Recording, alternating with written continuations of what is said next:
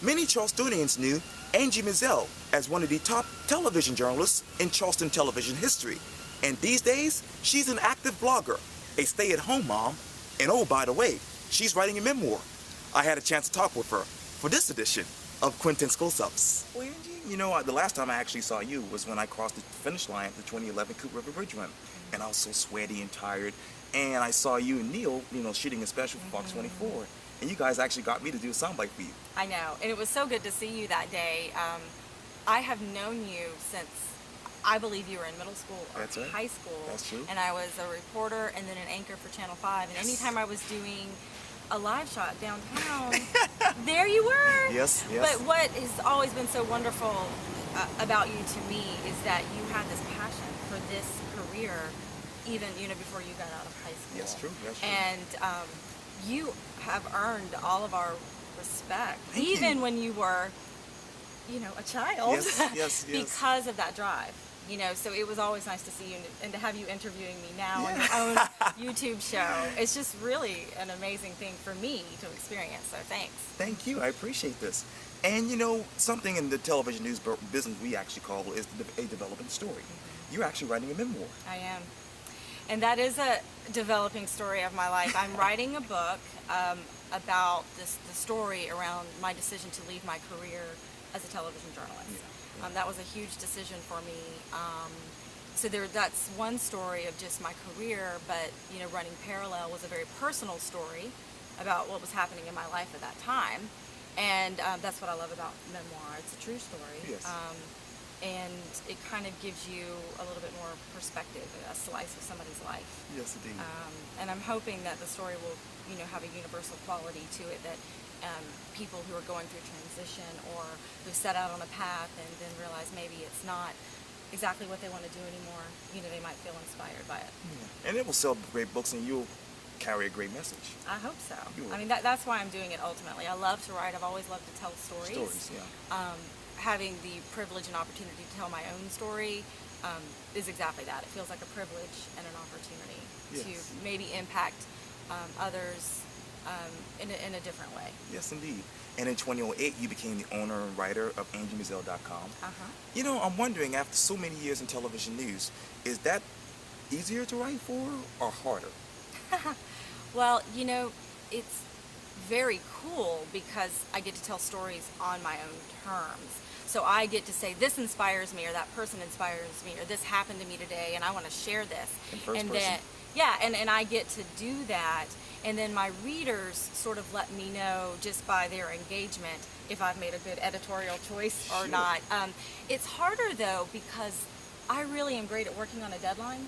So about that. when I'm working on somebody else's deadline, so I'm working on my own deadline and my own clock, and I'm my own boss, and that can be a challenge to stay disciplined. So I would say that is where it is probably more challenging. It's just to take myself seriously. But I will tell you, since we're now in the social media world, it has allowed me to reconnect with people, and then it in some ways makes it easier or more efficient to share your message. So people are finding my blog, and what I really enjoy is the engagement when people comment and tell me that whatever I wrote that day moves them. So I really do like doing that. And from my understanding too, I understand that, and you touched on this earlier, but your reason you started blogging that is because of your ending of television news. Tell me, how difficult was that? To start blogging or leave news? Well, you can talk about both. Well, actually, the decision to leave my career was a very difficult choice because I had spent so much time. And it took me a while to get to a place where I saw it as moving forward in a positive way. Sure. So I wasn't just breaking up with my career, like it was a bad boyfriend or something. It was difficult, and then reconciling that choice, because it really was a choice that I made. No one made me do it. There was nothing. It was just, I felt myself shifting and changing. So that was difficult, but I believe when you make a step that's truly in a positive direction for your life, which I feel like I did, a lot of wonderful opportunities opened up. I've been self-employed since that, and I've just been able to freelance on camera, Oh, yes. as a writer. Oh, yes. I've done marketing and PR. I was even a personal trainer at a gym for a little while. So I kind of did a lot of things, but it really allowed me to open up into my own life and explore things that I was passionate about and interested in. And I read this too, but in your job description, that is, for your blogging job, you said that you write to redefine success. Tell me, has success redefined you? Oh, wow. Yes, redefining success has been a huge theme for me because I'm still driven, I'm still ambitious. I actually still like being in front of the camera if the opportunity presents itself. I think that what I've learned about success for me now, true success, is when I am enjoying what I'm doing. I feel like you have to enjoy it. It doesn't mean it's fun all the time. Sure. But it has to, something inside of you has to be lighting up. You have to be able to connect what you're doing to some sense of purpose and meaning in your own life. So when I feel like I'm making a difference and doing something I enjoy, that's a win for me. Yes, indeed. And it's more important than being in front of the camera or on a big stage necessarily, even though I enjoy that as a platform. Success holds a deeper meaning for me now. Sure. And after 10 years of being in television news, covering fires and elections, and you did it all, school board meetings too, do you actually miss it? People ask me that all the time. I miss the people, especially the people at Channel 5, because a lot of the people I work with are still there. Yes, yeah. I miss moments, but I can honestly tell you that I don't, because was hard for me to reconcile, but I don't actually enjoy covering news on a daily basis. Yeah. There were a lot of very big stories that I was honored to be a part of, like the Confederate flag coming down. That's right. That's the first one that I can think of. The hurricanes. Sure. Oh, yes. I mean, so many big stories that I felt like it was a privilege to be a part of. But I sort of feel like the day-to-day, there's a lot of bad news and a lot of sad news that it kind of started to weigh on me, that I really don't miss that. And now that I have 3 little kids, I don't miss my pager going off. Oh, yes. Okay, I don't even think people have pagers anymore. But my pager would come off. It was breaking news. Yeah. You have to, or maybe working on a holiday or working in the middle of the night. Those are things that I don't miss. Yes. But there's a lot that I do. I don't think I'll go back to it because people ask me that. I don't ever see myself going back to news, but I feel like I get to take what I loved about it, and I'm doing that now.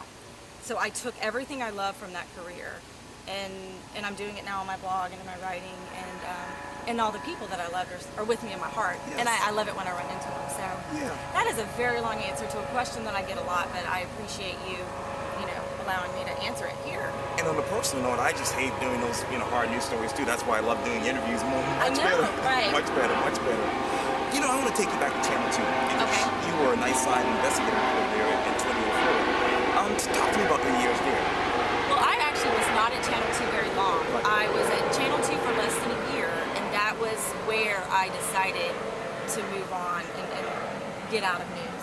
My husband and I we left Channel 5. Right. We lived in Portland, Oregon for about a year. That's true. We went there for his job. I did not work when I was in Portland. We were there for less than a year too. I started to change when I was in Portland, and that's where I started to begin to imagine doing something other than TV. When Sean had an opportunity to come back to Charleston, I got a job at Channel 2.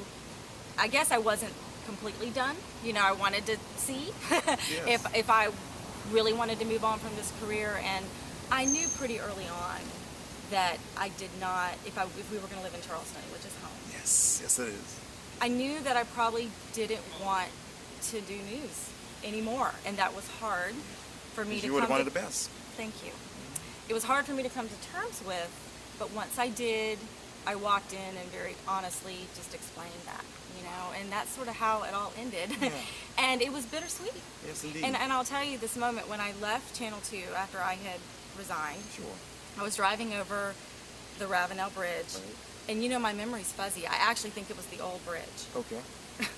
I have to get to make sure. I can't. think so. I don't think the new bridge had been built. I think I was going over the 2-lane or the narrow 4-lane old bridge, and I was looking out over the water, and it's almost like I saw my whole career flash before my eyes. It was very bittersweet, but I felt sad for some things I was leaving behind, but happy for the fact that I felt like I was opening a door for myself to do new things with my life. And talk to me about your time at Channel 5, and you mentioned this a little bit earlier, but talk to me about your rise to the top, because you started as a reporter, and then I believe you became the morning anchor. I did, and when I started at Channel 5, I was 22 years old. I had a bob, my hair was up to my chin. I remember that. And the news director was Don Feldman, Oh, yeah. and I was terrified of him, but then I also loved him, because he taught me how to toughen up to get the real story, and sometimes that was hard for me to dig down and go and get the straight answer from somebody who was older than me, perhaps, you know. Mayor Riley or Reuben Greenberg. That's right, but I did learn how to do that, so I feel like it was a wonderful life skill. And then to transition to morning anchor, I was actually terrified to do that. Really? But yes, because I grew up watching the people at Channel 5, and I'm like, I can't sit at the anchor desk with, you know, all of these people. But I started anchoring with Mike Hyatt. Oh, yes. And I love Mike Hyatt, and it was Keith Nichols. That's right. Oh, gosh. I miss Keith. Yeah. But being able to transition into an anchor role, sitting beside them, it was just such a gift, because they were wonderful. Oh, yes. And I think it gave the audience time to get used to me and accept me in that position, because I was beside somebody that they respected. Yes. And so that's sort of how it happened. And then Patrick Villegas. And then Patrick and I started anchoring the morning show together, and that was a blast. Yeah. We had such a good time. That, in my mind, is like the good old days of Channel 5. Yes, you're bringing back good memories, man. Thank you. Yeah, so we really had a good time.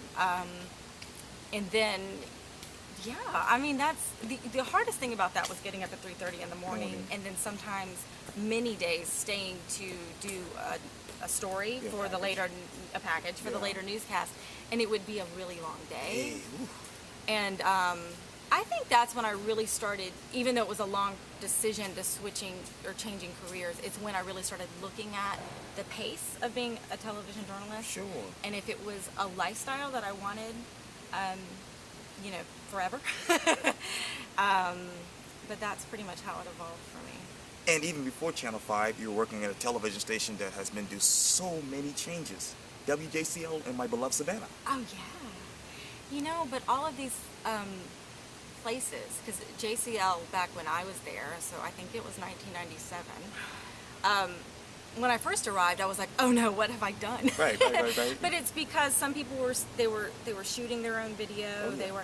And I had the opportunity. I was the weekend anchor there, but back then they only had a newscast on Sunday. Oh my goodness. And I was producing that newscast. And I remember I would come in on Sundays, and I was the only person in there except the assignment editor, who had sent the sweet photographer out to cover all the festivals around town, which is fun, but like when there was a breaking news story, a crime or something, we really didn't have a reporter covering that.